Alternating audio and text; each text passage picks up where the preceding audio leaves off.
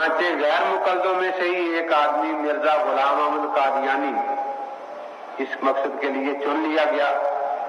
مرزا قادیانی کی دوسری بیوی جو تھی، پہلی بیوی حرمت بیوی تھی، وہ تو اس کی برادری اور خاندان سے تھی۔ دوسری بیوی جس کا نام نصرت بیگم تھا، یہ غیر مقلد ناصر نواب کی لڑکی تھی۔ یہ نکاح بھی میاں نذیر حسین نے پڑھا تھا اور 5 روپے نکاح کی فیس بھی اس زمانے میں ادا کی گئی تھی۔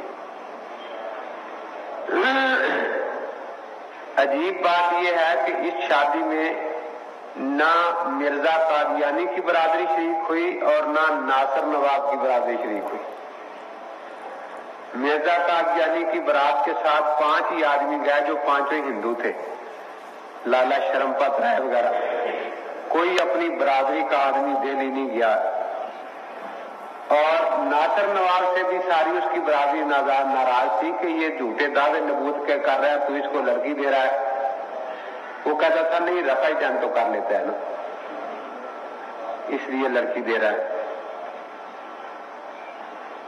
تو اس لیے غیر مقلدین سے پھر ایسا آدمی تلاش کیا گیا کہ جو مسیح موعود ہونے کا دعویٰ کرے کہ جس مسیح نے آنا تھا اور جہاد کے خاتمے کا اعلان کرنا تھا، وہ میں آ گیا ہوں۔ تو انکار حدیث کے لیے بھی آدمی وہیں سے ملا، نبوت کا دعویٰ کرنے کے لیے بھی آدمی غیر مقلدین سے ہی ملا، فقہ کا انکار بھی ان لوگوں نے کیا، تصوف کا انکار بھی انہوں نے کیا، معجزات اور کرامات کا انکار بھی ان ہی لوگوں نے کیا۔ تو اس نے پہلے ایک فرقہ ایسا بنا لیا کہ جو اپنے اکابر کو چھوڑ دے اور پھر جو کچھ ان کو ہے وہ اسی کو مانتا چلا جائے۔ اسی لیے رسول پاک نے دعا مانگی تھی کہ یا اللہ، غیر مقلد تو کجا، وہ زمانہ بھی مجھے نہ دکھانا جس میں غیر مقلد پیدا ہو۔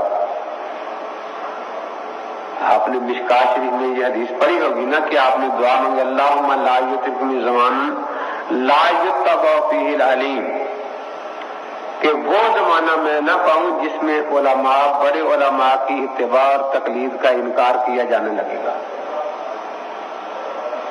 اور یہ کس لیے انکار ہوگا؟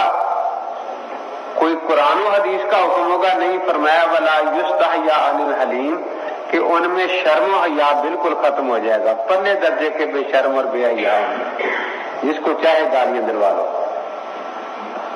قلوبہم قلوب العاجم، تو اکابر کی گستاخی کی وجہ سے ان کے دل بالکل گونگے بہرے ہو جائیں گے۔ سارا قرآن سنا دو، مجال ہے وہ مان جائیں،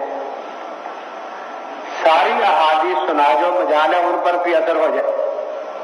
ہاں، السنتہم السنۃ العرب، زبان کے بڑے تیز ترار ہوں گے۔ اس لیے میں اہل حدیث کا معنی باطونی کیا کرتا ہوں کہ اہل سنت تو وہ ہے جو نبی کے طریقے پر چلتے ہیں، حدیث میں نے بات ہوتا ہے نا، تو اہل حدیث وہ ہیں جو باطونی ہے، باتیں بنا سکتے ہیں اور کچھ بھی نہیں کرتے۔